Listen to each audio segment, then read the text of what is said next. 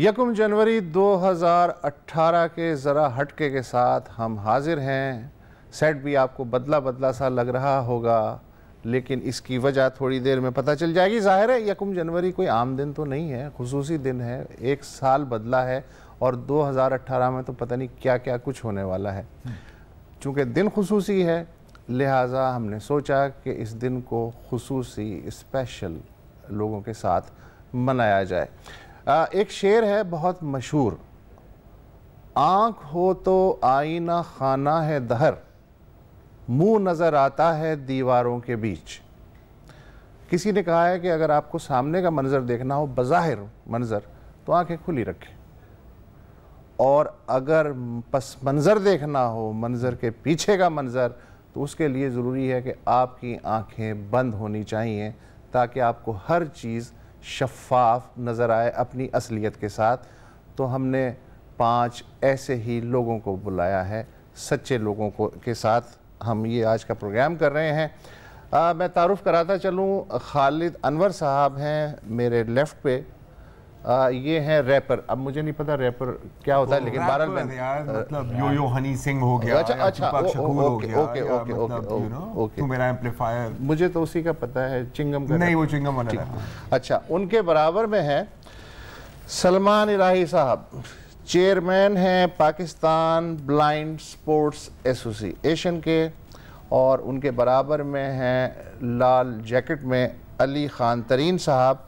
Inclusive Pakistan एक तंजीम है, आप उसके सदर हैं। बराबर में है मोहतरमा फ़िज़ा हुसैन, ये भी को फाउंडर हैं इंक्लूसिव पाकिस्तान की, और आरजे भी हैं रेडियो, कौन सा, सबका साथ, रेडियो सबका साथ, और ये इंटरनेट रेडियो है। अच्छा, और बिल्कुल आखिर में जो बैठी हैं फ़िज़ा के बराबर में, वो हैं यमुना इकराम साहिबा, पब्लिक स्पीकर भी हैं और सॉफ्टवेयर इंजीनियर भी तकरीबन बन चुकी हैं, इसलिए कि इनकी तालीम मुकम्मल होने वाली है। ज़रार साहब, अब आप जी, ये आपकी कौन सी रैप आपको पसंद है यार सबसे ज़्यादा, और कौन से रैपर पसंद है आपको? मुझे सबसे ज़्यादा पिटबुल और हनी सिंह एंड रफ्तार, और बस। एंड कौन? स्नूप डॉग रफ्तार, यस, स्नूप डॉग रफ्तार। और आप कुछ यार बताओ, कुछ रैप करके तो बताएं हमें यार। आपने कोई मतलब ऑनलाइन रिलीज किया आपने? नहीं, अभी तक इट्स इन प्रोसेस। थोड़ा बहुत मैंने डाला है अपने फेसबुक पेज पे, लेकिन अभी कुछ एज सच ऑफिशियली मैंने वो नहीं किया। और लिखते भी आप खुद ही हैं? जी, मैं खुद लिखता हूँ, खुद कंपोज करता हूँ और खुद रैप करता हूँ। तो कैसे पता चलेगा कि ये लपेट नहीं रहे, यानी रैप नहीं कर रहे, रैप कर रहे हैं? कोई सबूत तो होना चाहिए। एक हाँ सबूत तो होना चाहिए होगा ना। So how about if I introduce myself with my Great. Mohammad खालदन वार मेरा नाम, राइटिंग लिरिक्स और रैपिंग मेरा काम। यूँ समझ लो कि म्यूज़िक ही मेरा पहला प्यार है, म्यूज़िक का पैशन मुझ में बेशुमार है, म्यूज़िक के चक्कर में पड़ती अम्मा से मार है। म्यूज़िक सुनते सुनते मैं सौदा लेने जाता हूँ, हर बार धनिया की जगह पुदीना ले आता हूँ, अपनी ये गलती हर बार दोहराता हूँ, धनिया पुदीने में कंफ्यूज हो जाता हूँ। हे इट्स योर बॉय MK। बाबा कहते हैं बेटा म्यूजिक का स्कोप नहीं, ये रियल लाइफ है कोई डेली सोप नहीं, न जाने की छूटती है फिर भी मेरी होप नहीं। ये इट्स योर बॉय MK। बहुत खूब यार। और ये वैसे काफी अपनी देखो इंटरेस्टिंग रैप मेरे लिए जो होता है ना, वो जो रियलिटी के साथ रिलेट करे। और पुदीने और धनिया में मुझे पूरी जिंदगी में कभी फर्क नहीं पड़ा, मैं समझ आई। मतलब मैं जाता हूँ, कहते हैं वापस आते हैं ये तो धनिया है, मैंने कहा एक ही बात है ना यार, क्या होता है, और फिर बड़ी गालियाँ पड़ती हैं। अच्छा खालिद, आपकी कहानी सुनाए ना अपनी, कैसे आपने क्या किया राइटिंग? मैं 10th ग्रेड में था, तो हमारी फेयरवेल होने वाली थी और हमारे पास कुछ था नहीं परफॉर्म करने के लिए। तो मेरी टीचर ने कहा देखो एक तुम ही लाइक बच्चे हो जो कुछ कर सकते हो एंड टाइम पे, तो कुछ अरेंज कर दो। तो मैं बैठा, और उस टाइम पे ना कुछ अंडरग्राउंड बैंड्स बड़े इन हो रहे थे। तो जब मैंने एक इंग्लिश पोइट्री लिखी ना फॉर द फर्स्ट टाइम, तो मुझे कोई अटेंशन दे ही नहीं रहा था, घर में सब उस गाने वाने के पीछे लगे हुए थे। तो मेरे कज़न का फ्रेंड था वो रैपर, तो फिर मैंने कहा यार अगर अटेंशन चाहिए तो कुछ गाने के साथ आना पड़ेगा। तो मैंने गाना बनाया और मैंने वो फेयरवेल में परफॉर्म किया। और जब मेरे घर वालों ने बाद में वीडियो में देखा तो दे वर टोटली अमेज्ड कि ये क्या है, लेकिन ना तो अटेंशन घर पे स्टार है और बाहर के लोगों को अटेंशन मिल रही है। तो इस तरीके से मैंने लिखना स्टार्ट किया। फिर एक दफ़ा मेरी बहन ने मुझे ऐसे ही बोला कि हालात ख़राब चल रहे थे उस टाइम पे ना, इट वाज 2013 इलेक्शन चल रहे थे। तो उनका यार कराची के हालात कितने ख़राब है, तुम इस पर क्यों नहीं लिखते, तुम क्या ये लाफ शाफ के बारे में लिखते रहते हो। मैंने ठीक है अभी लिख देते हैं। मैं रूम में गया और तकरीबन 2 घंटे में मैंने कराची का हालात एक पूरा गाना बना दिया एंड आई केम बैक और मैंने कहा ये मैंने लिखा है और मैंने ये बनाया है। तो उनको यकीन नहीं हुआ कि ये मैंने ही बनाया। सुना दो स्टार्ट करूं थोड़ा सा? हाँ बिल्कुल यार, क्योंकि हमें तो 2 साल लग गए, हम 150 प्रोग्राम करके भी कराची के हालात सही तरीके से बता सके। थोड़ा सा लंबा हो सकता है लेकिन नहीं हम काट लेंगे। तुम बेफिक्र हो। सही है, मैं फ्री होके आराम से पूरा बिल्कुल। बद से बदतर हो रहे हैं कराची के हालात, हर दिन रूनुमा होते रहते कितने वाक़यात, आज जो रहा उसके साथ तो कल होगा तेरे साथ, और इसी तरह हो जाएगा तू भी बर्बाद। क्यों तू गफलतों में है, कैसी उलझनों में है, तू मुहिब्बे वतन है या फिर दुश्मनों में है। इस दहशतगर्दी का है नहीं कोई जवाब, अब भी वक्त है उठ जा प्यारे, उठा अपनी आवाज़ आवाज़। बस बत हो रहे हैं कराची के हालात, हर दिन रूनुमा होते रहते कितने वाक़िया, ताजु रहा उसके साथ तो कल होगा तेरे साथ, और इसी तरह हो जाएगा तू भी बर्बाद। क्यों तू गफलतों में है, कैसी उलझनों में है, तू मुहिब्बे वतन है या फिर दुश्मनों में है। इसी तरह अगर तू जाने देगा इस बात को, बम फटे रहेंगे आधी आधी रात को, ना जाने क्या हुआ है कराची के हालात को। सोच अगर ऐसा कुछ तेरे भी साथ हो, मार दे तुझे पूछ के तेरी जात को। वाह वाह। हर दिन दहशतगर्दी, हर वक्त परेशानी दिए, अपनी कहानी सबको रो रो सुनानी, तो लगाओ टीवी जानी, अरे हेरा और मानी। मैं क्या करूं यार, है बिजली की चेर खान, जब 1 घंटे आती है तो 4 घंटे जाती क्यों है, आते और जाते ये अवाम को सताती क्यों है, लेके अपना चैन करके बंद फैन ये रात रात भर अवाम को सताती क्यों है, रहती है ये खाली 6-7 घंटे, तो बड़े बड़े बिल ये अपने बनाती क्यों है, तो आती क्यों है।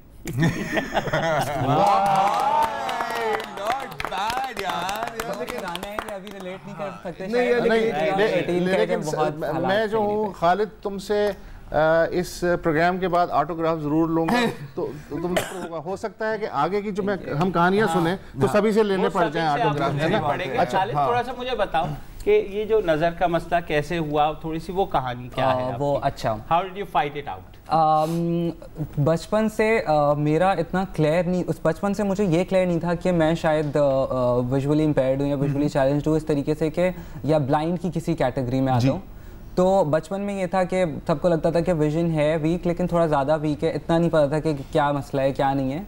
तो 2.5 साल की उम्र में मुझे चश्मा लग गया था बहुत मोटा, जब मेरा फेस बहुत छोटा सा था और चश्मे मुझे आते नहीं थे। तो I used to wear it with the help of elastic. सही है। तो उसके बाद फिर जैसे जैसे मैं बड़ा होता गया, पहले तो मैं मदरसे कुछ टाइम मैंने पढ़ा, उसके बाद फिर स्लोली मैं स्कूल वगैरह की तरफ जब तक जाता गया, क्लास 6 से मैंने अपनी स्कूलिंग स्टार्ट की, उससे पहले मैंने कोई स्कूल नहीं पढ़ा। तो अब वहाँ स्कूल तक पहुँचने तक मुझे जो है वो पेन का लिखा हुआ नज़र आता था, डार्क पेन का या डार्क पॉइंटर का। फिर वहाँ पहुँचने के बाद पता चला कि वो भी थोड़ा सा ब्लर होता जा रहा है मेरे लिए। फिर मैंने मार्कर से लिख के पढ़ना स्टार्ट कर दिया और पूरे स्कूलिंग मैंने वैसे की। फिर 9th-10th में जो है वो मुझे राइटर की ज़रूरत पड़ी। तो उस वक्त तक भी इतना अवेयरनेस की, लैक ऑफ अवेयरनेस की वजह से ये नहीं पता था कि ब्लाइंड की किसी कैटेगरी में आता हूँ। फिर जाके मुझे जब मैं कॉलेज में आया तो मेरे कुछ फ्रेंड्स सोशलाइजिंग की, दोस्त बने, तो मुझे पता चला कि अच्छा। फिर मैंने कुछ ब्लाइंड इंस्टीट्यूट से जो है कंप्यूटर कोर्स वगैरह किया, तो मुझे थोड़ा समझ आया। वरना उससे पहले मैं लाइफ में बहुत कंफ्यूज रहता था। मुझे लगता था 2 लोग होते हैं, एक जो देख सकते हैं, एक जो नहीं देख सकते। मुझे लगता था I am alien to this world, कि मैं कहीं मुझे कलर्स दिखते हैं लेकिन I can't differentiate between blue and purple. सही है। तो वो एक बड़ा मसला होता था मेरे साथ। तो मुझे आई वाज कंफ्यूज, जो बहुत सहमा हुआ होता था, कॉन्फिडेंस नहीं था बिल्कुल भी उस टाइम पे, और घर वालों की लेकिन बहुत सपोर्ट थी। तो मुझे मेरी अम्मी ने ये चीज़ सिखाई कि बेटा हमारी जो लड़ाई होती है ना, वो एक्चुअली वर्ल्ड से नहीं होती, उससे पहले हमारी अपने आप से लड़ाई होती है। तो अगर आप अपने आप से जीत जाओगे, अपने फियर से, अपनी जिन चीज़ों से आप हेजिटेट करते हो, तो यू आर द विनर। तो मैंने कहा ठीक है, फिर मैं स्कूल गया, वहाँ पे मेरा कॉन्फिडेंस वगैरह। अच्छा, एक स्टोरी छोटी सी शेयर करता चलूँ कि जब मैं पहली मरतबा गया एक प्राइवेट स्कूल में टेस्ट के लिए, तो उन्होंने देखा कि मुझे मसला हो रहा है टेस्ट में, तो लेटर उन्होंने मेरी फैमिली को बोला कि भाई आप इसको किसी स्पेशल स्कूल में लेके जाओ, ये तो हम नहीं कर सकते हैं। ठीक है, बोलने का तरीका होता है, बट शी वाज हार्श मेरे हिसाब से। ठीक है, मैंने कहा नहीं, अब तो मुझे करना है, तो मुझे इन्हीं जैसे स्कूल से करना है जाके। आ जाओ। मैंने कहा, मैं नमाज पढ़ने गया मस्जिद के बाहर, मुझे स्कूल दिखा एक ना, एकदम से पता नहीं क्या क्लिक हुआ, मैं स्कूल में घुस गया, मेरे मोहल्ले का स्कूल था। I went inside and I said कि I want to talk to your any teacher and I want to take admission in your school ना। तो उन्होंने कहा ठीक है, आप मुझसे बात करें। मैंने बताया कि I have a vision issue और ये सारी चीज़ें, डिटेल्स दी सारी, एंड अगर आप मुझे एडमिशन देंगी then I will bring my parents, otherwise आप मुझे मना कर दें, वो बेटर है आप मेरी बेइज्जती कर दें। लेकिन फैमिली ज़्यादा सेंसिटिव हो जाती है ना इन चीज़ों को लेकर। अच्छा, तो उनका ठीक है आप ले आए। मैंने कहा but first I want to talk to principal ना। तो उनका बेटा है प्रिंसिपल। मैंने कहा ओके, सॉरी। फिर उसके बाद मेरा वहीं एडमिशन हुआ और मेरा स्कूल इतना अमेजिंग था, मेरे सारे टीचर्स के, मुझे कभी वहाँ पे किसी चीज़ की प्रॉब्लम नहीं है। मुझे लगता है कि देखें हर किसी में कोई ना कोई प्रॉब्लम होती है, तो हर चीज़ का एक ऑल्टरनेट होता है ना। पाकिस्तानी तो होते भी जुगाड़ू हैं, तो आपको सिर्फ जुगाड़ करनी होती है और रास्ते आपके सारे आसान हो जाते हैं। तो मैंने फिर एक उसी स्कूल से जो है वो मैट्रिक किया और फिर मैंने एक नॉर्मल कॉलेज से कॉलेज किया और फिर अभी मैं KU से अपना जर्नलिज्म पढ़ रहा हूँ। वाह, बहुत खूब यार। अच्छा, एक छोटी सी बात ले लेते हैं और ब्रेक के बाद वापस आते हैं। ज़रार तो बोलता रहेगा।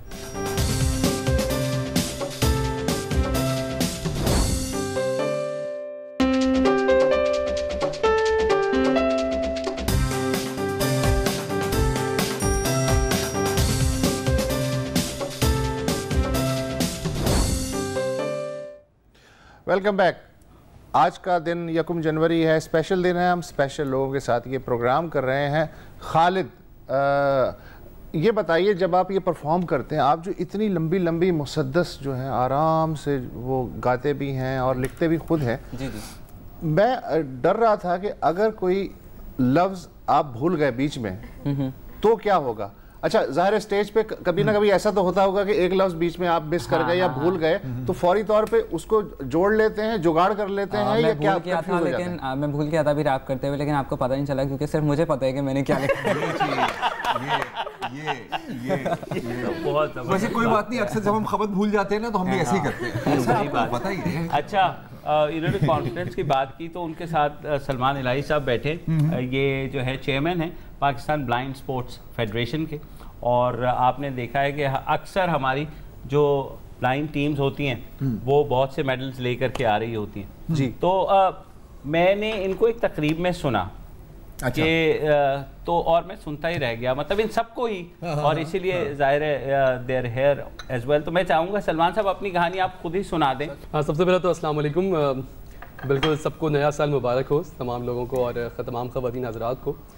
बिल्कुल जहाँ तक ताल्लुक़ है मेरी लाइफ का, तो यकीनन मुझे वो दिन याद है कि जब हम एक फैमिली में फ़र्स्ट टाइम किसी को पता लगता है कि जी इसके साथ ये प्रॉब्लम है, तो जो एटीट्यूड होता है, जो बिहेवियर्स होते हैं लोगों के, जो रवैये होते हैं, वो यकीनन बहुत ज़्यादा एक तकलीफ़देह होते हैं उस बच्चे के लिए भी और उस फैमिली के लिए भी। ख़ानदान हो या माशरा हो या सोसाइटी हो, तमाम लोगों के रवैये बड़े अजीब होते हैं। और बड़ी मज़ेदार बात ये होती है कि एक दफ़ा आपको पता लग गया कि इसके साथ ये प्रॉब्लम है, नेक्स्ट टाइम आप मिलेंगे फिर वही पूछेंगे अच्छा अभी तक है। तो अच्छा तीसरी मरतबा मिलेंगे फिर वो नए सिरे से ही सारे सवाल दोबारा शुरू हो जाएंगे। तो इस तरह की बड़ी चीज़ें मैंने फेस करी हैं, डेफिनेटली मेरी फैमिली ने भी फेस की हैं। शुरू में मुझे यकीनन बड़ी परेशानी भी थी कि ये क्या प्रॉब्लम है, जैसा खालिद ने भी कहा जी जी बिल्कुल, हो क्या रहा है। और मैं शायद एलियन हूँ, मैं दुनिया में लाइफ में इस अकेला ही हूँ जो कि इस प्रॉब्लम को फेस कर रहा है। ऐसा ऐसे मुझे सबसे पहली चीज़ कि जब इत्तेफाक है मुझे पता लगा कि सांप, स्नेक को अगर हम देखते हैं तो उसको अल्लाह ने हाथ और पैर नहीं दिए जी बिल्कुल, लेकिन हमने कभी उसको माजूर या डिसेबल नहीं कहा जी, बल्कि हमने कहा this is a miracle of God. सही, अल्लाह का शाकार है। इसी तरह मुर्गी को जब मैंने देखा तो मुर्गी को अल्लाह ने पर दिए लेकिन शी कैन नॉट फ्लाई जी। सही, मैंने कहा यार इसको भी किसी ने डिसेबल या माजूर नहीं कहा। तो बात यहाँ ये कि मुझे उस वक्त अंदाजा हुआ कि yes I am the miracle of God. मैं डिसेबल या माजूर नहीं हूँ। अल्लाह ने जिस तरह मुख्तलिफ लोग बनाए, कोई अच्छा गा सकता है, कोई अच्छा लिख सकता है, कोई शायरी अच्छी लिख सकता है, कोई अच्छा सिंगर बन सकता है। तो ये डिफरेंट चीज़ें थी जो मैं समझता हूँ कि मैं भी उन्हीं में से एक हूँ। अब मसला सिर्फ ये था कि सोसाइटी जो है हमारी एक इस तरीके से डेवलप हुई है जहाँ पर हम लोग डिसेबल हो गए। इसका मुझे पता उस वक्त लगा जब मैंने फेमिनिज्म को पढ़ा, और जब मैंने फेमिनिस्ट थ्योरी मतलब एग्जैक्टली फेमिनिस्ट थ्योरी को जब मैंने स्टडी किया तो उसमें मुझे पता लगा कि हमारी फीमेल्स, हमारी खवातीन कहती हैं कि जी मर्दों ने इस सोसाइटी को, यहाँ की पॉलिसीज, यहाँ के रूल रेगुलेशंस को, लॉज को अपने तहत बनाया है, जिसकी बिना पर हम अनफिट हो रहे हैं। सही है। उन्होंने इस थ्योरी के तहत तमाम चीजों को चेंज करना शुरू किया और पॉलिसीज चेंज हो गई, वो फिट हो गई। सही है। एग्जैक्टली इसी तरीके से मैंने ये बात सोची कि हमें एक मूवमेंट स्टार्ट करनी चाहिए एबलिज्म के नाम से। बिल्कुल। उसमें हमें ये बात जाहिर सबको बतानी चाहिए कि मिसाल के तौर पे कि हम लोगों को भी इस लाइफ में गुजारने का एक पर्टिकुलर तरीक़ेकार, एक मेथड है। अगर आप उसको लेकर चलेंगे तो ऑटोमेटिकली लाइफ सारी प्रॉब्लम सॉल्व हो जाएंगे, वो डिसेबिलिटी खत्म हो जाएगी। एग्जाम्पल मैं आपको बताता हूँ। ये आपने 5 उंगलियां देखी जी। ये 5 उंगलियां जो है, इसके लिए आप ग्लव्स तैयार करते हैं। जब ग्लव्स तैयार करते हैं तो हर फिंगर का शेप उसके हिसाब से, उसके साइज के हिसाब से बनाते हैं। बिल्कुल। अगर आपने ग्लव्स उसकी उंगली के, उस फिंगर के साइज का नहीं बनाया तो ग्लव्स बेकार हो जाएंगे। बिल्कुल एग्जैक्टली ये सोसाइटी है। अब ये सोसाइटी आपके सामने है, ये हमारी पहली उंगली हमारे बड़ों, हमारे बुजुर्ग हजरात की निशानदेही करती है। सही है। आपने ग्लव्स का जो साइज है वो इनके मुताबिक बनाया। सेकेंडली हमारे मेल हजरात है, थोड़ी सी लंबी है, आपने उसके हिसाब से उस ग्लव्स का साइज बनाया, उस फिंगर का साइज बनाया। थर्ड हमारी फीमेल्स हैं, उनके मुताबिक आपने साइज बनाया। फिर हमारे पास चिल्ड्रंस, बच्चे, उनके मुताबिक आप तमाम चीज़ें बनाते हैं, उसका साइज बनाते हैं। यहाँ अंगूठा है, ये थोड़ा हटके है, लेकिन आप अपने ग्लव्स का साइज भी उसी तरीके से बनाते हैं। और ये हैं पर्सन विद डिसेबिलिटीज, ये इनकी निशानदेही करते हैं। इसी तरह सोसाइटी जब आप बना रहे हैं ना, तो सोसाइटी को डेवलप करते हुए जिस तरह इन 4 चीज़ों का आप लोग ख्याल रखते हैं, डेफिनेटली उसी तरीके से इसका भी ख्याल रखना। अब डिसेबिलिटी क्या चीज है? अब डिसेबिलिटी बड़ी मजेदार ये चीज है कि बहुत सारे सिंगर्स ऐसे हैं जिनकी आवाज नहीं है, गाना नहीं आता, उन्होंने जनाब अली बेहतरीन लेटेस्ट इक्विपमेंट्स, टेक्नोलॉजी यूज करी और वो सिंगर बन गए। गाना उनको नहीं आता, लेकिन उस टेक्नोलॉजी के तहत वो बन गए। अब बहुत से लोग कहते हैं यस वी आर नॉर्मल, यहाँ लाइट्स है, लाइट्स बंद कर दें तो बिल्कुल यू आर डिसेबल। सही है। तो नॉर्मल आप बने बिकॉज ऑफ टेक्नोलॉजी। एग्जैक्टली इसी तरीके से कंप्यूटर यूज करते हैं जी। कंप्यूटर यूज करते हैं, कंप्यूटर का मॉनिटर आपने डिस्प्ले के लिए बनाया है। सही है। जो आपकी एलईडी एलसीडी है वो आपकी डिस्प्ले के लिए है, लेकिन आप लोग समझते हैं yes we are normal, we are working on computer. मैंने कहा ओके कोई मसला नहीं, आप लोग ने एलईडी बनाई है, मैंने एलईडी हटा दी, मैंने हमने एक सॉफ्टवेयर बना दिया जॉज। जॉज सॉफ्टवेयर हमने बना दिया। उसमें क्या हुआ, उसके बाद हम उसको सुनकर computer as it is use कर सकते हैं जैसे आप यूज करते हैं। बिल्कुल इसी तरीके से अगर ये तमाम वो चीजें जिसके जरिए हम लाइफ इजीली गुजार सकते हैं, तो वो चीज़ अगर हम बना देंगे तो ऑटोमेटिकली वो लाइफ हमारे लिए वैसी हो जाएगी जैसे आप लोगों के लिए। तो आप जो है आप sports association, blind sports association, उसके प्रेसिडेंट हैं। तो ये जो स्पोर्ट्स का मैप है पाकिस्तान का, इसमें जो स्पेशल लोग हैं उनके बारे में ज़रा बताइए, कौन कहाँ है, क्या कर रहा है, क्या क्या कारनामे किए हैं। अच्छा देखिए, सबसे पहले आपने खुद क्या कारनामे किए हैं? अच्छा राइट, बिल्कुल मैं आपको बताता हूँ कि इसमें सबसे पहली चीज़ थी कि मुझे क्रिकेट खेलने का बचपन से बहुत ज़्यादा शौक था और एक्स्ट्रा ऑर्डिनरी जुनून के हद तक शौक था। जब मुझे फर्स्ट टाइम मेरी विजन का मुझे अंदाज़ा हुआ और पता लगा, मैं क्रिकेट खेलने में थोड़ा सा मुझे प्रॉब्लम होना शुरू हुई। उसी दौरान मुझे पाकिस्तान ब्लाइंड क्रिकेट टीम का पता लगा और मैंने फौरी तौर पे उसमें शमूलियत इख्तियार करने के लिए आखिरी हद तक कोशिश करी। और मुझे याद है कि स्टार्टिंग में प्रैक्टिस इस तरह हुई है कि 2.5-3 घंटे मैं फील्डिंग करता था और उसके बाद वो मुझसे कहते थे अगर बैटिंग कर रहे हो तो शॉट नहीं मारना, अगर शॉट मारा तो खुद ही बॉल लेकर आना। सही है। तो मैंने इस तरह यकीनन प्रैक्टिस करके सीखा और 2002 के वर्ल्ड कप में मेरी शमूलियत हो गई। सही है। और ये इंडिया में वर्ल्ड कप हुआ था और पाकिस्तान ने वो वर्ल्ड कप जीता था। सही है। और उसमें अल्लाह का शुक्र है पाकिस्तान की तरफ से बेस्ट प्लेयर का अवार्ड मुझे मिला था। वाह। तो ये वहाँ से क्रिकेट भी नहीं खेल सकता ये लेवल है। एनीवे वहाँ से क्रिकेट का मेरा आगाज़ हुआ। क्रिकेट मैंने कंटिन्यूस पे खेलना शुरू किया, डिफरेंट सीरीज़ मैंने खेली। फिर पाकिस्तान में मैंने कराची में मैंने फिर इसको खुद ऑर्गेनाइज करना शुरू कर दिया। एज अ जनरल सेक्रेटरी मैंने वर्किंग करी। उसके बाद मैंने सोचा कि पाकिस्तान में दूसरे जो स्पोर्ट्स हैं क्रिकेट के अलावा वो पाकिस्तान में नहीं खेले जाते ब्लाइंड के लिए। तो फर्स्ट टाइम पाकिस्तान में मैंने इंट्रोड्यूस करवाए डिफरेंट गेम्स, जिसमें मैंने क्रिकेट के साथ साथ रेसिंग रेसिंग के बाद weight lifting, arm wrestling, tug of war, और सबसे बड़ी आपको हैरत होगी कि चेस और लूडो।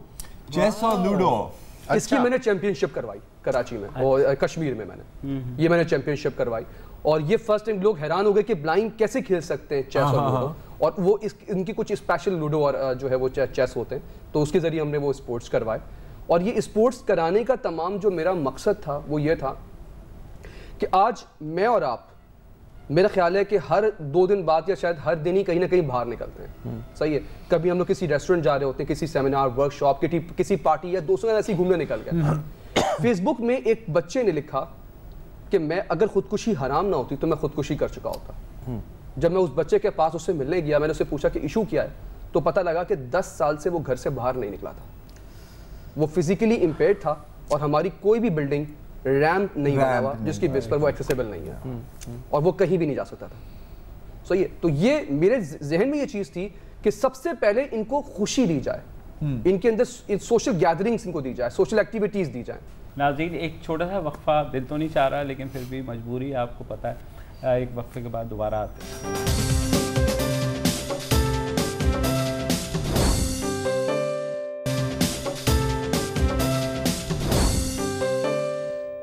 वेलकम बैक जी। और सलमान भाई, अभी आप बता रहे थे कि मैं आपसे यही सवाल करने वाला था, आपने पहले ही जवाब दे दिया कि जब हम ब्लाइंड स्पोर्ट्स के बारे में बात करते हैं तो क्रिकेट से आगे मुझे तो समझ नहीं आती, नहीं मैंने कभी पहले सुना था, और आपने मेंशन किया टग ऑफ वॉर, पंजा, चेस और लूडो, लेकिन अभी आप ब्रेक में आप बता रहे थे कि इसमें एक और चीज़, एक और गेम है जिसका आपने जिक्र नहीं किया, वो क्या है?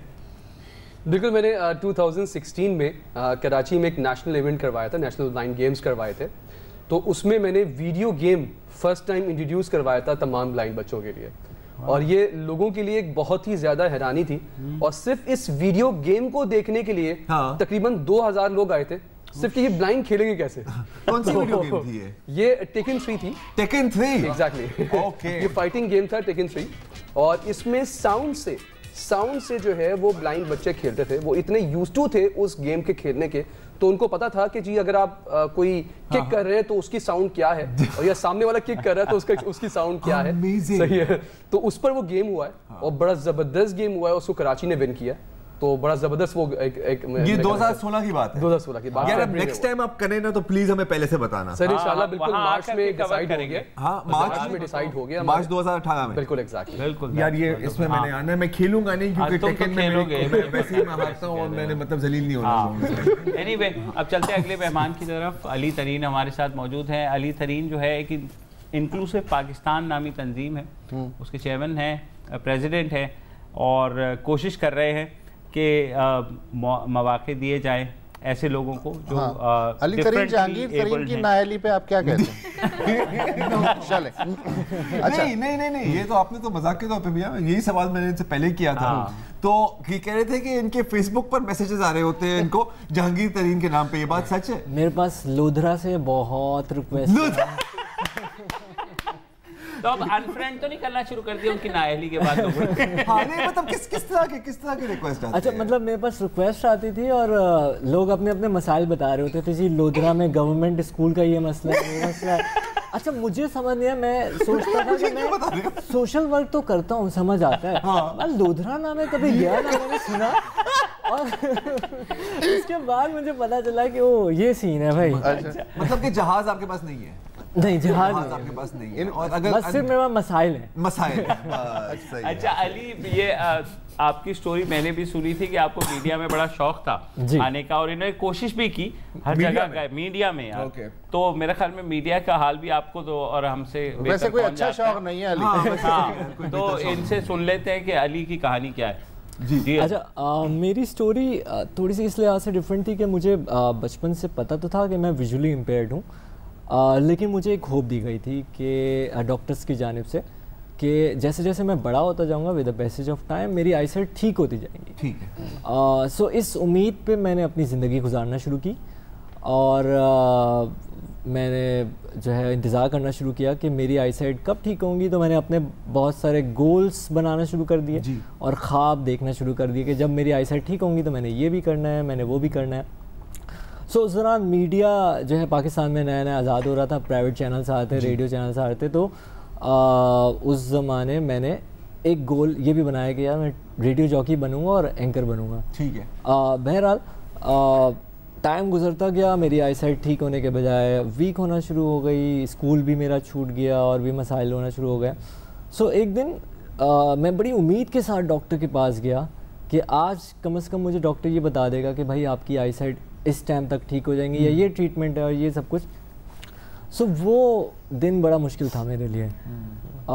उस दिन डॉक्टर ने मुझे बताया कि आपकी जो डिज़ीज़ है उसका कोई क्योर नहीं है और आपको अपनी सारी ज़िंदगी ब्लाइंडनेस के साथ गुजारनी होगी। लेकिन जब मैंने जद्दोजहद का आगाज़ किया तो सबसे पहला कदम मेरा ये था, और मैं अपने पेरेंट्स के पास खुद गया था कि मुझे स्पेशल स्कूल में जाना है। वहाँ से मैंने अपनी स्पेशल स्कूल से मैट्रिक किया, इंटर किया, और उसके बाद फिर मैंने मास कम्युनिकेशन को, जर्नलिज़म को जो है वो अपनी मेजर फील्ड बनाई।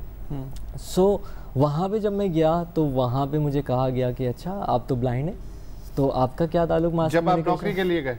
नहीं, जब मैं अभी नौकरी के लिए तो अभी जाऊँगा, पढ़ने के लिए गए? पढ़ने के लिए जब मैं गया, एडमिशन कराची यूनिवर्सिटी में? हाँ, एडमिशन हो गया मेरा कराची, एडमिशन हो गया, एडमिशन हो गया, और वहाँ पे डिपार्टमेंट में मुझे कहा गया कि हम तो सोचें आपको ट्रांसफ़र कर दें। क्यों ट्रांसफ़र कर दें? क्योंकि आप तो ब्लाइंड है, आपका मास कम्युनिकेशन से क्या ताल्लुक? क्या बात। हो। तो उनको फिर समझाया कि भाई मैं ब्लाइंड हूँ मगर मेरा मास कम्युनिकेशन से बड़ा गहरा ताल्लुक है। अल्टीमेटली मास्टर्स किया फर्स्ट डिवीज़न के साथ। और उसके बाद मुझे लगा कि यहाँ पे मेरे मसाइल ख़त्म हो गए, मेरी तालीम मुकम्मल हो गई, तो अब मैं जो है वो रेडियो जॉकी बन सकता हूँ, टीवी एंकर बन सकता हूँ। तो मतलब क्या है वन नाउ? हाँ जी। सो अच्छा, पहले मैंने यही चूज़ किया, मैंने कहा यार टीवी पे नहीं जाता। ठीक है। टीवी पे नहीं जाता क्योंकि टीवी वाले कहेंगे भाई आप तो नज़र नहीं आता आपको, तो हम आपको एंकर नहीं बनाते, आप कैमरा वैमरा कैसे फेस करेंगे। सो ये मैंने पहले से सोच लिया, तो मैंने कहा चलो रेडियो पे जाते हैं। जी। सही, तो कराची में 13 रेडियो स्टेशन थे उस टाइम पे। और ये कब की बात है? ये तकरीबन 2015 की बात है। अच्छा, ठीक है, 2014-15 की। ठीक है। ठीक है। सो उस दौरान मैंने 13 रेडियो स्टेशंस में अप्लाई किया, 13 में से 8 रेडियो स्टेशंस पे अप्लाई किया, और 8 रेडियो स्टेशन ने कहा आपका ऑडिशन बड़ा अच्छा है, अच्छा बोलते हैं, बहुत अच्छा शो करेंगे, लेकिन हम आपको नहीं रख सकते क्योंकि आप ब्लाइंड हैं। अच्छा। लेकिन वहाँ पे भी मैंने गिव अप नहीं किया। मैंने कहा ठीक है यार, ये अपनी सोच, इनकी अपनी जगह। अल्टीमेटली एक ऑर्गेनाइजेशन है, मैं उसका हर दफ़ा जिक्र करता हूँ, सोसाइटी फॉर इंटरनेशनल एजुकेशन। उनका एक प्रोजेक्ट हो रहा था, उनकी मेरे पास कॉल आई और मैंने कहा कि जी देखें मैं विजुअली इम्पेयर्ड हूँ, मैं रेडियो करना चाहता हूँ, मैं कर सकता हूँ, आप मुझे इंटरव्यू के लिए बुला रहे हैं, लेकिन मैं आ जाऊँगा, लेकिन अगर आपने मुझे रखना है तो सही है, नहीं रखना तो ना आप अपना वक्त ज़ाया करें, ना मेरा वक्त ज़ाया करें। तो उन्होंने कहा नहीं हम आपको प्रेफर करेंगे, आप आएँ। और फिर वो मैंने वो टाइम था और मेरा रेडियो में सिलेक्शन हुआ। मैंने तकरीबन 1 साल तक रेडियो किया और ये दुनिया को साबित किया कि भाई मैं ब्लाइंड हूँ और मैं रेडियो कर सकता हूँ। वाह। इंक्लूसिव पाकिस्तान क्या है? ये इंक्लूसिव पाकिस्तान बेसिकली एक तहरीक कह लें, एक इनिशिएटिव कह लें, जिसका मकसद ये है कि पर्सन विद डिसेबिलिटी की हम आगाही दे सकें। हम मुख्तलिफ इवेंट्स करते हैं मीडिया के साथ, कॉर्पोरेट सेक्टर के साथ, सोशल सेक्टर के साथ। हम सक्सेस स्टोरीज़ को लेके आते हैं कि क्योंकि वही कॉन्सेप्ट जो हमने अपनी ज़िंदगी में चैलेंजेस का सामना किया है, हम लेके आते हैं, बताते हैं कि जी कॉर्पोरेट सेक्टर में भी कि यार देखो पर्सन विद डिसेबिलिटी के बारे में जो आप लोग ने कॉन्सेप्ट बनाया हुए ना कि ये तो बेचारे पता नहीं बेचारे हैं और बेचारे जो लफ्ज़ है ना, हाय बेचारे। और ये घर से ही शुरू हो जाता है। और ये घर से शुरू होता है। तो ये बेचारे नहीं है, यहाँ पे यमुना जैसे इंजीनियर्स भी मौजूद हैं, यहाँ पे सलमान इलाही जैसे लोग भी हैं, यहाँ पे खालिद अनवर जैसे रैपर्स भी हैं, यहाँ पर फ़िज़ा हुसैन जैसे लोग भी हैं। सो ये हम लोग प्रोग्राम्स करते हैं और इसके अलावा हम पर्सन विद डिसेबिलिटी के लिए भी ट्रेनिंग्स का आगाज़ करें, क्योंकि और कुछ हमने ट्रेनिंग्स करवाई हुई हैं। बिकॉज हम लोग ने अपनी मदद आपके तहत बहुत सारी चीज़ें कर ली, सही है। हमारे यहाँ स्पेशल स्कूल्स हैं, लेकिन स्पेशल स्कूल का हाल बहुत बुरा है। मतलब जो बेसिक फैसिलिटीज़ हैं वहाँ पर वो नहीं है। सलमान भाई इस बात से एग्री करेंगे। ब्रेल की जो बुक्स हैं वो अवेलेबल नहीं है, ऑडियो बुक्स का कोई निज़ाम नहीं है, सही है। माइक्रोसॉफ्ट ऑफिस और बाकी फर्दर चीज़ों में बच्चों को कुछ नहीं आता, सही है। तो हम एक तरफ तो हमारी सक्सेस स्टोरीज़ हैं और हम बाकी सक्सेस स्टोरीज़ बनाना चाहते हैं। वक्फा लेते हैं और फिर वापस दोबारा आते हैं, क्योंकि अभी बहुत सी ऐसी कहानियाँ बाकी हैं।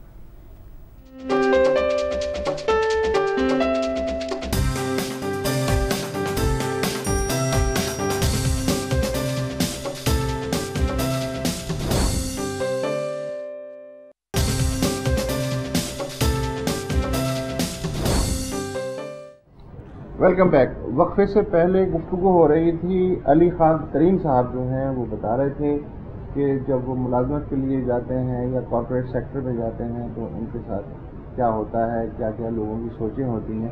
अच्छा, मैंने ये सुना है, बल्कि मेरा ख्याल है 22 करोड़ जो पाकिस्तानी हैं उनमें से 21 करोड़ 99,99,000 का कॉन्सेप्ट ये है कि जो अल्लाह ताला जब एक चीज़ कम कर देता है तो बाकी जो चीज़ें हैं वो बढ़ा देता है। मसलन आपकी याददाश्त बहुत ज़बरदस्त हो जाती है, आप लोग जो है एक मील से जो है गुलाब की खुशबू अच्छा, आपको कदमों की चाप से पता चल जाता है कि नुकसान आ गई है। हाँ। तो ये आज फरजाना के पैर में मोच है, इसलिए वो थोड़ी अजीब सी चल रही है। किस हद तक ठीक है? अली आप भी बता सकते हैं। सलमान मैं तो थोड़ा सा मैं इसमें कमेंट जरूर करूंगा। बिल्कुल, एक तो ये कि हमारे कुछ ड्रामों ने ये चीज़ ज़रूर क्रिएट की है सही है, और ड्रामों में बिल्कुल दिखाया गया है कि एक कोई ब्लाइंड बैठा हुआ है रूम में और कोई जैसे ही एंटर हुआ तो उसने उसको बता दिया कि हाँ तो आ जाओ, अंदर आ जाओ, सब फना फरजाना तुम अंदर आ जाओ। तो ये बिल्कुल ये एक सोच जो है हमारे ड्रामों ने या फिल्मों ने क्रिएट बिल्कुल की है, जबकि हम इसको थोड़ा सा डिफरेंट तरीके से देखते हैं। ये एक सिंपल एक थ्योरी है, समझ लें कि अगर आप कहीं पे भी कम्युनिकेट कर रहे हैं तो आपकी आइज़ भी कम्युनिकेट कर रही होती हैं, आपके कान भी कम्युनिकेट कर रहे होते हैं, बॉडी लैंग्वेज और फेस एक्सप्रेशन भी कम्युनिकेट कर रहे होते हैं। जैसे ही आप एक अंधेरी की जगह में आ जाएंगे और आपकी आइज़ वहाँ पे नहीं चलेंगी तो देन जो भी कोई आवाज़ आ रही होगी तो ऑटोमेटिकली आपका फोकस टोटल कान के जरिए उस पर हो जाएगा। जी बिल्कुल, वो कोई उसकी हिस्स नहीं बढ़ गई बल्कि आपने उसका इस्तेमाल शुरू फोकस ज्यादा हो गया, उसका इस्तेमाल शुरू कर दिया। तो हम लोग जो है ना उन चीज़ों का इस्तेमाल शुरू कर देते हैं, उसको यूज़ करना शुरू कर देते हैं जो आप लोग यूज़ नहीं कर रहे हो। सही है, तो सिर्फ ये होता है, इसमें कोई छठी हिस्स या कोई एक्स्ट्रा मतलब सुपर पावर नहीं है, कोई सुपर पावर नहीं है। ये कि हम सुपर हीरो हैं बस सिर्फ दूसरी चीजों को प्रॉपर्ली हम यूज करना शुरू करते हैं। बस मैं मेरे जैसे कि हाँ नहीं, वो टीवी शो है ना डेयर डेविल, उसमें भी कुछ ऐसा ही था। हाँ कि वो फरजाना आ गई या रेहाना आ गई, ऐसा कुछ नहीं होता। आज फरजाना रेहाना के जूते पहन के आई है। अच्छा जी, आप जो आपने बात की मीडिया के हवाले से भी अपने हद तक तो गए, अब आपकी जो ये इंक्लूसिव पाकिस्तान है किस तरीके से ये आप जैसे लोगों को चांस दे रही है? जैसे आपने कहा कि इसको एक तहरीक की शक्ल, ये एक तहरीक है, तो तहरीक के क्या बुनियादी मकासद क्या है और अल्टीमेट गोल क्या है? देखिए, एक तो इसका बड़ा क्लियर ये है कि पर्सन विद डिसेबिलिटी बहुत ज़्यादा वो कम्युनिटी है जिसको सोसाइटी बिल्कुल भी कटा के रखा हुआ है सोसाइटी से। हम ऑर्गेनाइजेशन की बात करते हैं और हमेशा मैं देखा करता था कंपनीज में लिखा होता है इक्वल अपॉर्चुनिटी प्रोवाइडर जी।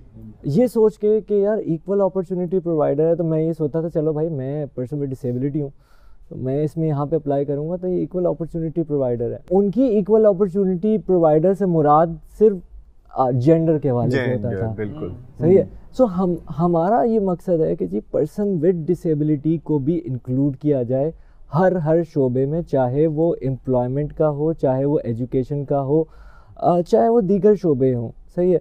सो उसके लिए हम एक तो जो है वो कोशिश कर रहे हैं कि हम गवर्नमेंट लेवल पे भी, कॉर्पोरेट लेवल पे भी और अपने जो कम्युनिटी लेवल पे भी पर्सन विद डिसेबिलिटीज़ के साथ भी मिलके काम करें। दूसरा, हम इस हवाले से भी काम कर रहे हैं कि पर्सन विद डिसेबिलिटी की रिप्रेजेंटेशन गवर्नमेंट लेवल पे भी हो, या अब आप देखते हैं पार्लियामेंट में जी ख़वातीन की नुमाइंदगी है, बिल्कुल अक़लियत की नुमाइंदगी है, तो माज़ूरों की कोई नुमाइंदगी नहीं है ना। युगांडा एक कंट्री है जी जी। युगांडा की कंट्री के बारे में जब मैंने पढ़ा तो मुझे बड़ी हैरानगी हुई कि वहाँ पे 5% जो पार्लियामेंट का वहाँ पे 5% कोटा है पर्सन विद डिसेबिलिटी। अच्छा का। बिल्कुल। और ये तो युगांडा की बात हो रही है, कनाडा की बात नहीं हो रही है। जी हाँ, ये युगांडा की बात हो रही है। और वो इतना सक्सेसफुल मॉडल है कि वहाँ से लोग आके सीख रहे हैं और दूसरी कंट्रीज़ में अप्लाई हो रहे हैं। हमारी यही कोशिश है कि हम अपने मैसेजेस को इतना पावरफुल बनाएं कि हर सतह पे जो है वो हमारी इंक्लूजन। 2% कोटा है, इस पे तो अमल हो रहा है या नहीं हो रहा मुलाजमतों में? अच्छा, तालीम में जी सिंध में नहीं होता। सिंध में तो इनफैक्ट बढ़ा दिया है मजीद। लेकिन जी मैं यही कल एक और शो में ये बात कर रहा था कि जी 2% से 5% बढ़ा दिया है। बड़ी खुशी हुई जान के, लेकिन अगर आप 2% पे ही अमल कर लेते तो उससे ज़्यादा खुशी होती है। ये मुझे बताइए कि उस दिन आपके एक दोस्त साहब के एक साथी मोहसिन ने अपनी कहानी भी सुनाई कि वो विजुअली इम्पेयर्ड के अलावा फिजिकली इम्पेयर्ड भी हैं। उनकी कहानी में चाहता हूँ कि आप ज़रा दोबारा बयान कर दें नाजरीन को कि उन्होंने NTS का एग्ज़ाम भी पास किया, सारा कुछ हुआ, फिर उसके बावजूद क्या हुआ जब हम कोटे की बात करते हैं या उसकी बात करते हैं। जी हाँ, मोहसिन हमारे एक दोस्त हैं, उन्होंने मास्टर्स किया हुआ है और उन्होंने गवर्नमेंट जॉब के लिए अप्लाई किया और NTS के टेस्ट में टॉप किया।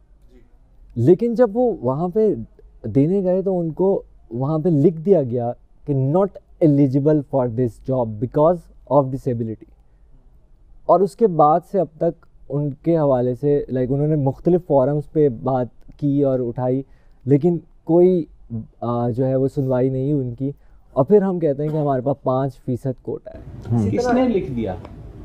जी वहाँ पे गवर्नमेंट की सर्विस हॉस्पिटल डॉक्टर थे जी, जो पैनल बैठा हुआ था, उन्होंने उस पे लिखा था कि he is not eligible for this job, he is not fit. और बिल्कुल एग्जैक्टली इसी तरीके से भी यही हुआ था कि मैंने भी अप्लाई किया था टीचिंग जॉब के लिए, स्कूल टीचिंग के लिए, और वहाँ पे NTS के मैंने टेस्ट दिए थे, इसमें HSC के लिए भी और उसके बाद जो SSC के लिए भी मैंने दिए थे। दोनों में मैंने डिसेबिलिटी पर्सन विद डिसेबिलिटीज में मैंने पूरे कराची में टॉप किया सही। लेकिन उसमें भी एग्जैक्टली मुझे भी यही कह के वहाँ पे उस वक्त उसके हेड थे ज़मीर खोसो साहब, और उन्होंने जो है वहाँ पर मुझे बाकायदा ये कहा कि sorry you are not eligible. तो वो कोटा कहाँ है 5% मुझे नहीं। मैं कह रहा हूँ कोटे पे कौन आते हैं? गोश्त कोटा है सर ये। नहीं गोश्त तो सर मसला यहाँ पे ये है कि जो कोटे पे जो सीट्स आती हैं उस पर वही कहते हैं कि सॉरी आप एलिजिबल नहीं है, सही है। और जो बाकी जो सीट्स है उसको कहते हैं वो कोटे में नहीं आते। बहुत शाबाश। इसको कहते हैं कैच 22 के कैच 22 सिचुएशन। जी हाँ, तो ये सिंध की सिचुएशन है। मगर थोड़ी सी पॉजिटिव बात भी अगर हम कर लें तो पंजाब में और खैबर पख्तूनख्वा में सिचुएशन काफ़ी बेहतर है। ठीक है, वहाँ पे शहबाज शरीफ और खैबर पख्तूनख्वा में पर्सन विद डिसेबिलिटीज़ को कोटे पे भी और मेरिट पे भी जॉब्स मिल रही हैं और ये बड़ी खुशाइन बात है। लेकिन सिंध में हमारे यहाँ बहुत बहुत बुरा निज़ाम है। वेल सर, सिंध वाले सही, अगर कोई सुन रहे हैं तो प्लीज़ कुछ कर लें। खिदमत में सबसे आगे आजकल कहा जा रहा है, तो अगर इसको का कोटा भी साइन। कोटे के हवाले से एक बात मुझे याद आई है कि जब कराची यूनिवर्सिटी पे मेरा कोटे पे एडमिशन हुआ तो मुझे उस टाइम पे नहीं पता था कि फ़ी जो है वो एग्जाम्ड होती है विजुअली चैलेंज लोगों के लिए। ठीक है, तो अच्छा ये स्कॉलरशिप दी जाती है। हाँ, तो ये का बात मुझे तब पता चली जब मैंने फ़ी सबमिट करा दी। शाबाश। And then I was told कि भाई आपकी फ़ी तो एग्जाम्ड होती है। और फिर उन्होंने कहा कि अब आप निकलवाने की कोशिश कर लें, ये है यहाँ जाए वहाँ जाए। मैंने कहा रख लो, अल्लाह हाफ़िज़। नहीं जितना नहीं सर, बॉस जितना पेट्रोल का खर्च होने वाला था ना वो फी निकलवाने में वो 2 फीस हो जाती। वो ऑफिस भी 3rd फ्लोर पे था और मैं आधा हो जाता था। मैंने 2-3 बार वहाँ पे किया। हाँ। मेरे साथ बड़ा डिफरेंट हुआ। अच्छा, वो जानबूझ के 3rd फ्लोर पे रखा है सर। ऐसा नहीं है, आप ये ना समझे ना। हाँ, नहीं तो क्या आपने 3rd फ्लोर पे रखा है और आपको पता है कि पर्सन विद डिसेबिलिटीज जानी है वहाँ पे। जी बिल्कुल। हाँ, ये अच्छा, ये this is not an accident. मेरे साथ बड़ा डिफरेंट जबरदस्त चीज़ ये हुई कि वो एमफिल के लिए फीस फ्री नहीं थी विजुअली इम्पेयर्ड के लिए। लेकिन हुआ ये कि मास्टर्स में फीस जमा करवाते हुए आ रहे तो तुमको पता था कि मेरी फीस फ्री है, तो उन्होंने उनको एमफिल में पता ही नहीं लगा, मैंने पूरा एमफिल जो फ्री में करवा दिया। ये देखो ना यार, और आप अपने आप को जुगाड़ू कह रहे हैं। सीखे उस्ताद से सीखे यार। और सलमान भाई, अब आपने ये बात टीवी पे कह दी, ये ना आपके एमफिल की फीस आपके घर पे आ जाए कि आपने जमा करानी है। अब जाहिर है कि आप जो 3 लोग हैं, खालिद अनवर, सलमान इलाही और अली खान तरीन, इनसे तो गुफ्तगू जाहिर है नाजरीन ने देख ली। अब नाजरीन ये भी सोच रहे होंगे कि ये जो 2 खवातीन बैठी हुई हैं, ये कोई जेंडर डिस्क्रिमिनेशन नहीं कर रहे हैं हम यहाँ पे, मानना नहीं। ये क्या, ये कोई सेट लगा हुआ है जिसपे ये एक्स्ट्रा हैं या ये अपना आपको एक्सप्रेस नहीं कर सकती? ऐसा कुछ नहीं है, हमने जानबूझ के इनको महफूज रखा है, इसलिए कि ज़रा हटके की तारीख में ये पहला मौका है कि मेहमानों ने हमें मजबूर कर दिया है कि हम इस प्रोग्राम को दूसरे दिन भी कंटिन्यू रखें, इसलिए कि गुफ्तगू कुछ ऐसी बिल्कुल। तो ये जो एपिसोड है ये हम यहीं ख़त्म कर रहे हैं, इसकी कंटिन्यूएशन कल आप देख सकेंगे इसी वक्त। To be continue. तो हम इजाज़त नहीं मांग रहे, हम सिर्फ एक वक्फा मांग रहे हैं और ये प्रोग्राम कल जारी। अस्सलाम वालेकुम। अगर आपको हमारे शो पसंद आया है तो प्लीज़ हमारे YouTube चैनल को सब्सक्राइब करें और अगर मुनासिब समझे तो इस वीडियो को लाइक भी कर लें, तो कोई हर्ज नहीं है, और शेयर भी कर लें और कमेंट भी कर दें जी, वरना वो सब ऐसे ही लिखते रहेंगे। और ये जो दोनों कह रहे हैं ये कर लें जी प्लीज़, नहीं तो हमें भी घर जाना है, मैं आपके कंप्यूटर में नहीं रहना 24 घंटे। सही बात।